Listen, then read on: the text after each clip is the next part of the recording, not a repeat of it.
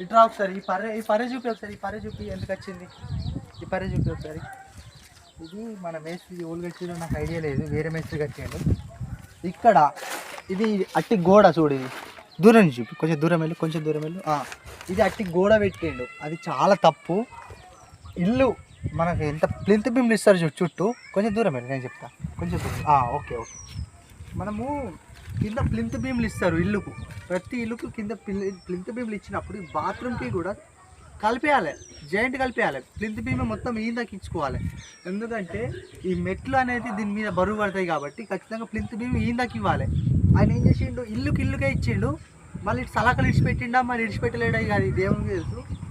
మొత్తం ఇటుకతోనే ఉన్నది, ఇక్కడ చూసినట్లయితే ఇటుకతోనే ఉన్నది, ఇడిచిపెట్టలేడు ఆ పిల్లర్ను. ఏంటి మన సలాకలు కూడా ఇడిచిపెట్టలేడు, చాలా మిస్టేక్ చేసిండు. అందువల్ల ఈ పర్రె వచ్చింది. ఇప్పుడు దీనికి సొల్యూషన్ ఏంది కదా అంటే ఏం లేదు, ఆగుతుంది, ఇప్పటికైతే ఆగుతుంది, ఇటు పోదు. కానీ ఈ కింద మళ్ళీ ఈ మట్టి వీళ్ళంతా మట్టి పోసుకురు కాబట్టి జర కుంగినట్టు అయింది, ఈ పర్రె వచ్చేది. కానీ నేను చెప్పేది ఏంటంటే ప్లింత్ బీములు ఇచ్చుకున్నాం అనుకో, అది మట్టి పోసినా మట్టి పోయకుండా కుంగినా కానీ ప్లింత్ బీమ్ల మీద సపోర్ట్ ఉంటుంది కాబట్టి అది కుంగదు, కిందికి పోదు, ఈ పర్రె అనేది రాదు భవిష్యత్తులో. అందుకే ప్లింత్ బీమ్లు ఖచ్చితంగా మొత్తం అన్నిటికీ అటాచ్ ఉండాలి, కానీ సపరేట్ ఎప్పుడు కూడా పోసుకోకండి, సరేనా. బాయ్.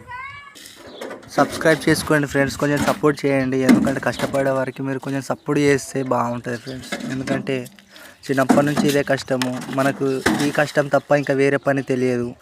అయితే ఈ పిల్లర్స్ ఉంటాయి కదా, మనము మాల్ పలసగా పోసుకుంటే ఇట్లా మనకు పొక్కలు అనేది రాదు. చాలామంది గట్టి మాలు పోస్తారు, అది చాలా తప్పు. గట్టి మాలు పోసుకుంటే అది పిల్లర్లో బరాబర్ మాల్ కూర్చోక పొక్కలు వస్తుంది, అది భవిష్యత్తులో ఎఫెక్ట్ పడుతుంది. తర్వాత మనం ఏంది ఇల్లుకు పర్రెలు వస్తాయి అంటారు చూడు, మెయిన్ కారణం దానివల్లనే. సో మాలు మనం పలసగా పోసుకోవాలి, 5 గంపల ఉసుక పోసుకోవాలి, 5 గంపల కంకర పోసుకోవాలి. అవసరమైతే 6 పోసుకున్నా సరే, 6 అది 6 ఇది పోసుకోవాలి. కానీ చాలామంది ఏం చేస్తారు, 6 గంపల ఉసుక పోస్తారు, 8 గంపల కంకర పోస్తారు. అట్లా అస్సలు పోయొద్దు,